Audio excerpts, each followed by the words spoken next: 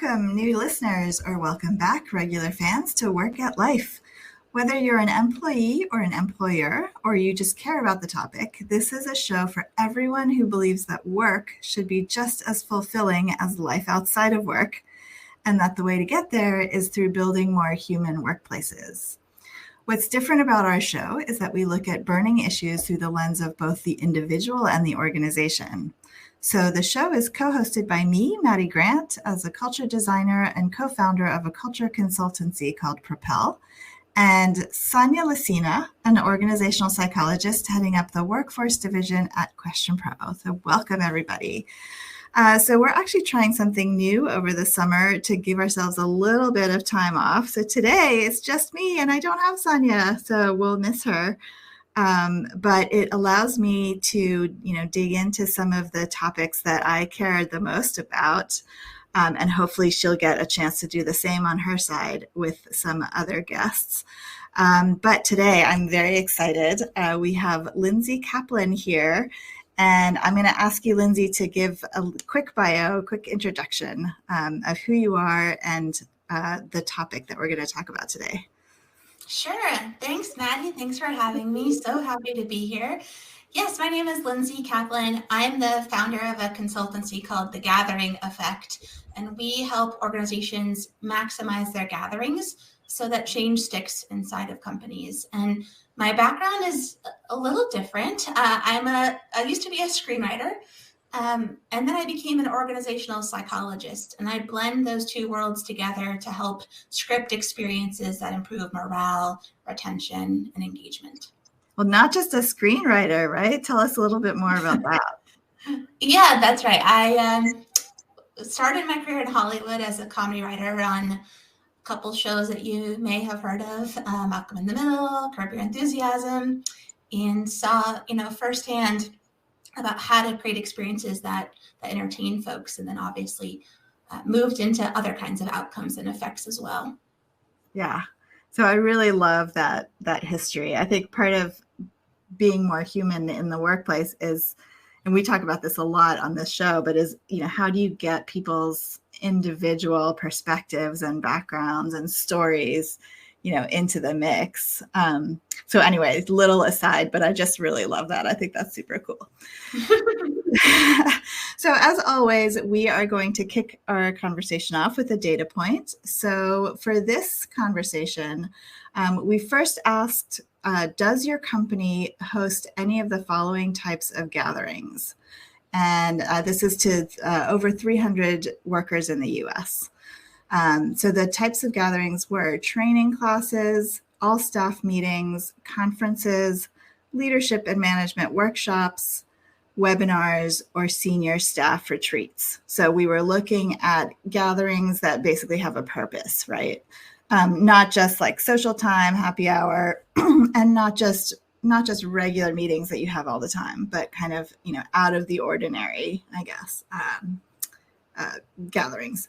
So the percentages were 35% training classes, 28% all staff meetings, 21% conferences, 16% leadership and management workshops, 10% webinars, and 8% senior staff retreats. And what I actually thought was interesting here is that the question was about whether your company hosts these.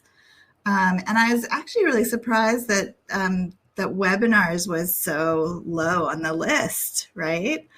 And conferences was right there in the middle, and then training classes, of course, was the biggest one. But Lindsay, did you have any reaction to these numbers, to these percentages? It's interesting. I actually was surprised webinars seemed high to me. I thought, wow, 1 in 10 companies host webinars. They're such a ubiquitous tool, and we could talk about that and maybe some opinions on those, but that was surprising to me. Maybe, Maddie, it's just helpful to sort of say for a moment what all of these have in common, just to ground us for a second. Yes, please. Yeah. So these are all different types of gatherings, right? But what they have in common is they all are bringing people together to match a message with a moment to create an effect. So, dinners and meetings, they don't fall into this category. What these gatherings have in common is there's some piece of content I want to share in order to produce some sort of change in people. And that's why this is a fascinating topic, because as we've seen from the data, they're pretty common in companies. Well, and not only that, but I think they don't really do what you're saying very well. Do they? Tell me more. What a cliffhanger. Yes. I mean, we can get into that now. Well, let me just share the second data point, because just, because it's the good timing for it. But so the second question we asked was, what percentage of the organizational gatherings you've attended have led to real sustained change for you or your organization? The highest percentage was 26 to 50%. That it was 19% of people said 26 to 50%. 19% of people also said 0 to 25%. 15% said 51 to 75%. And then only 7% said 76 to 100%. So essentially, the way I read this is a lot of people go to a lot of gatherings that don't really create or lead to sustained change, right? And thus the gathering effect was born. Yes, yeah. Exactly. More, yes. That's what my research and my own personal experience has shown me as well, which means there's a real need, I think, to leverage this tool to make it more effective. And for the folks who've never experienced a gathering that has led to that kind of change, to give them that experience so they see what they're missing and what's possible, because it is possible for them to lead to lasting transformational change. So should we talk a little bit about why these gatherings don't work first? Sure. Like, what have you seen in your research? Yeah, so I've been studying gatherings for about 15 years across entertainment, where I started, but more specifically in education and in business. So spent about 10 years in learning and organizational development, and I have a master's degree in organizational psychology. So looking at this tool and how it could be more effective, because we needed to spark some movement or change in our companies. I think a few reasons why it tends to fall short. One is really an overemphasis on content. And information doesn't move or change people. It's not the lever. What actually helps people move or change is their connection to the content. And that's what these gatherings are really meant to do. That's their superpower. That's why we're gathering, is for that connection. And often what I teach people is how to create that connection in the room. But more specifically, I think the main reason why they're not effective is we're taking a default approach that doesn't work. We tend to take a very push and one-size-fits-all approach to these gatherings and our change efforts, when what produces engagement is more of a pull and personalized approach. So talk a little bit more about that. Is the connection just relevance to your day job, for example, or like what's it all about? Yeah, connection is yes. How applicable is this to me? Connection comes from being a part of the gathering. So how active am I in the experience? Am I co-creating? Am I involved? That's the pull. And then the personalized is my emotional connection to the material. So how relevant is it to me? How important is it to me? How much do I feel seen by the content? And that's where connection comes from, through the conditions that we're creating in the room, not through the content. But in most companies, I would say our default approach to change, or our default approach to gathering, which I argue are the same, is to just push content on people, have them sit in a room, listen, open their brain, dump in content, and have it be just sort of the same for everyone, no matter who's in the room. So people don't feel seen, they don't feel recognized, and that leads to a real lack of engagement, whether you're virtual or in person. Mm-hmm. And so do you think there's a difference between, or I guess the question is more like, is what you're talking about kind of a sensitivity across the board to how everybody in the room or virtually is interacting with the content, or are there differences between different levels of people, like more senior people versus more junior people? Does that make sense? Could you say a little bit more about that? Yeah, I'm just picturing a lot of the workshops that I've done, and there's an interesting with culture work. There's a very interesting dynamic between how much you want senior leaders involved, obviously to show their support for the topic, right? Which is always a change effort, but at the same time, they're used to being at the front of the room. Right. And so you don't want them to take over, or for it to be just the voice of the managers or the leaders or the CEO. You kind of want them at the same time to sit back a little. So I'm constantly sort of managing that. And so does that make sense? So I was just sort of thinking to myself, like, in terms of, how you're describing it, like, do you have different people take on different roles, I guess? Yeah, let's maybe use a concrete example, hopefully to answer your question. If let's say you're rolling out new company values, which I think is something that's happening all the time, it's a culture change effort, and often we use gatherings to launch those values, right? Let's do a big town hall and announce them. And like I said, you can take a push or a pull approach, or you can take a one size fits all or a personalized approach. I think a push and one size fits all is leadership stands on a stage, and I've experienced this before, and they say, here's the new values, good luck. And, they spend a lot of effort on what the values are going to be, but not how we're going to bring that change to people, why they'd be motivated to do something differently, why they would connect to it, what it means for them. It feels forced on them. They don't know. They're just sort of left in the dark and left to comply, right?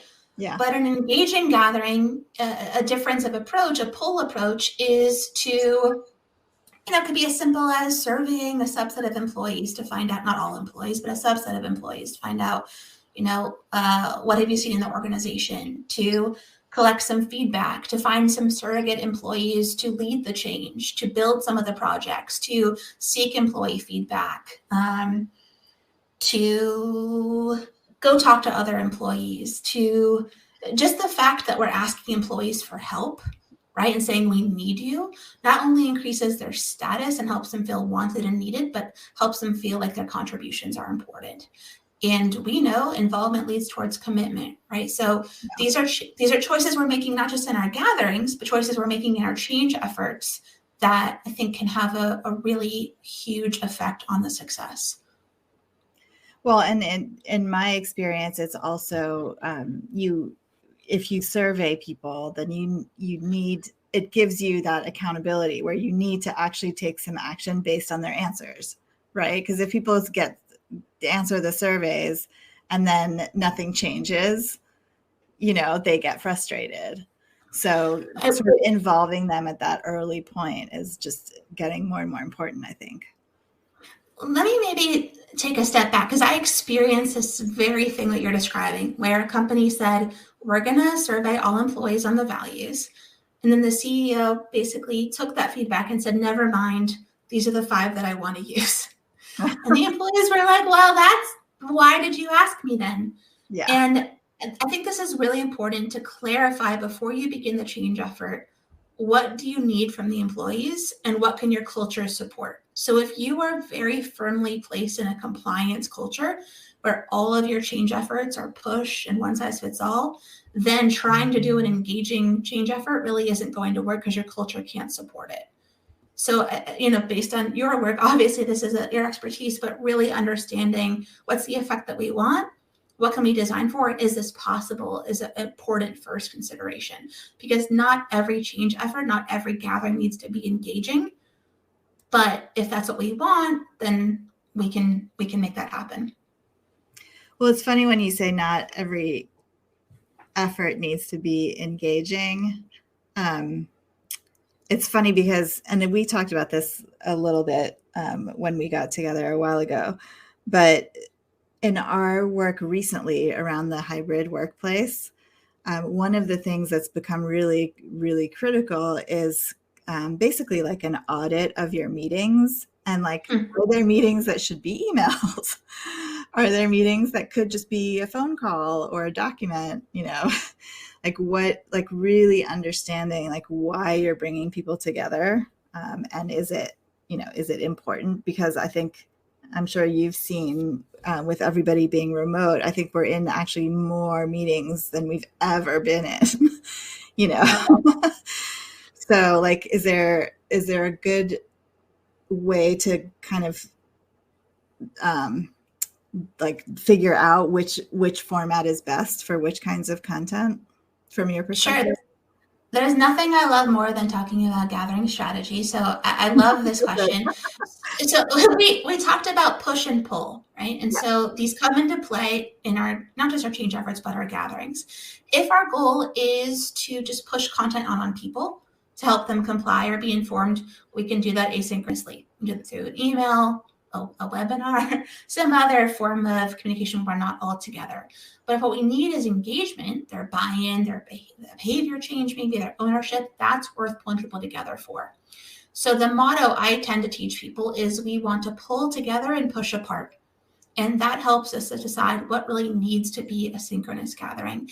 And oftentimes, a lot of them don't need to be. Yeah. Do you find any resistance when you're working with organizations on this stuff? I mean, it's very much like we've always done it this way kind of thing, right? Yeah, the listeners can't see my vigorous head nodding to Maddie's question. Yeah, I mean, with any change effort, I think there tends to be, with a lot of change efforts, there tends to be some resistance, especially to be told that they need to do something differently. A lot of my work, the most important part of my work, I would say, is exposing the blind spots and the opportunity to do something differently. And one of the ways I do that is just to say, hey, show them the data that you presented, Maddie, right? Well, very few of your gatherings are producing this kind of change. Oh, okay, we should do something differently. But certainly gathering is steeped in ritual. It's steeped in what we learn in our educational institutions. There's a way that we're used to doing it. And I think one of maybe a benefit of the pandemic is it gave us an opportunity to try something different. So have you done work around like actual, I mean, I know you have, but like not just the structure of the gathering specifically, but even like, a standard agenda and stuff like that? Like, are there sort of quick tips you have on that front? Sure. Yeah. So I do anything from design from scratch to redesign and fix and enhance to change strategy. It's all sort of this, a lot of the same model that I use and same process. My work tends to focus on three specific areas. Maybe I'll go through those, and agenda and structure is one of those. So maybe we'll just start there. So yes, one of those key pieces that I look for is structure. So structure is how we set expectations, how we get people from A to B in our gathering, how clear are we? And one of the pitfalls I tend to see is very few of our gatherings, let's say our company all hands, since that was a very popular one in our survey, very few tend to start with here's what we're going to walk away with, here's what we're going to do, and here's why. And on the flip side, very few end with a call to action and a main takeaway. And so these kinds of things really matter to retention, clarity, getting people to do something differently, which is what we want these gatherings to do. So structure is one component. And as I say this, think about what you see in your gatherings and maybe opportunities to evolve. The second lever is space. So not physical space of tables and chairs really, but how we help people absorb and retain information, which is a key thing in these gatherings. We spend so long on the slide deck, obviously. And so one quick tip is to help people debrief the content. If you've got a heavy content section, which I don't recommend, but let's say it's inevitable, give people a couple of questions on the screen, pause, have them talk to somebody else or think on their own to personalize the content to their own situation. And then the last is framing, which is how we use our language to get buy-in. So how well do we know the needs of the people that we've gathered? One way to do that is, in the training class example, here's our objectives for the class. What am I missing? What else are you here to learn? What do I need to know about this group of people? And that small question, that poll question, gives people a role, helps them feel seen, helps them want to contribute. And so many of my tips are not about changing the content, but about changing the conditions that we talked about to increase the sense of engagement. Yeah. It's interesting as you're talking. I feel like a lot of these of this advice is definitely resonates as somebody who does a lot of speaking or used to, personally trying to do less and travel less, but like conferences, right, and sessions at conferences. But these are tips that you don't really hear so much when it comes to like internal meetings and gatherings. Do you think that's part of the way to get the message across, is to kind of treat your internal meeting as if you were, presenting a session, or coming up with the structure for, a conference presentation or discussion, or, fishbowl or whatever? Yeah, I think gathering is a communication skill. At the heart of gathering, that's what we're doing. We're trying to communicate a message to produce an effect in other people. So, your motivational conference speaker or your informational conference speaker, a leader's job often is to produce very similar types of effects. And so, yeah, and in that way, they're very, very similar. And one of my favorite lessons actually came from a conference where I saw someone speak and saw some of this in action. Maybe I'll share that with you if that's helpful. I think we all know Adam Grant, same last name of you, but a different first name. The Wharton professor and organizational psychologist. So I've seen him speak at a few different conferences, and maybe I'll reveal one of his secrets, but he tends to start every session by lowering his status. He says, I'm not, I just teach this stuff. I don't really know. Someone said, and that really equalizes the playing field in his speech from the beginning. It helps people feel more comfortable. It helps him connect to his audience. He's not changing the content. He's just making small choices that help you feel more comfortable and connect the material a little bit more. So I tend to be nerd out about these kinds of choices and see what folks like him do. So you can borrow that. Well, yeah, that's so interesting, because I swear I've heard the opposite advice, which is that as a speaker, you should, right at the top, have like your credentials, like explain who you are so that people think they should listen to you. Well, I don't know that I necessarily agree with either, but it just is interesting. Well, this is actually really fascinating, because I think with someone like Adam, he's already got the credentials. So his status is so high that he purposely needs to lower it a little bit to make you feel like you're all one group. So yeah, I think that's well, and I think that's probably true, like with a CEO too, right? So that a CEO, he or she can say, I'm not here to just tell you what it is. I want to learn from you, blah, blah, blah, blah, right? So it kind of does the same thing. It takes some vulnerability, but again, the intent is to connect. And one of my other favorite tips is something called autobiographical disclosure, which I learned from a grad school professor named Stephen Brookfield.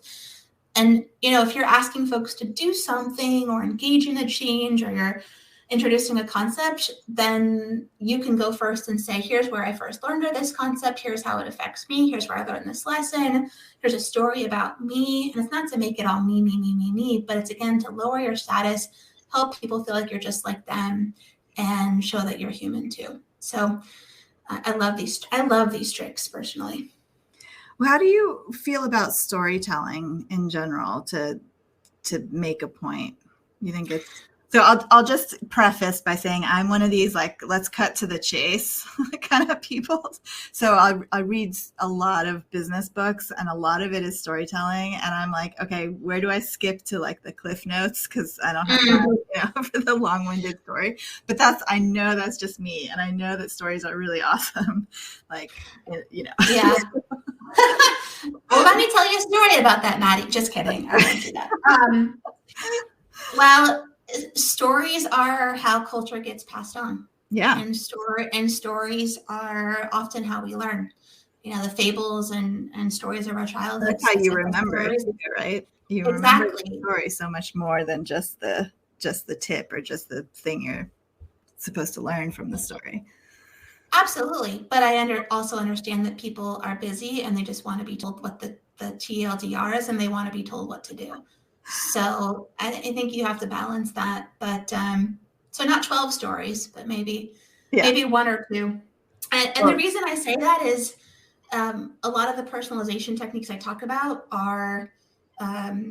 include using metaphors and analogies, because it helps make the concept more universal. Yeah. It helps people nod their head more quickly. So these stories do have value.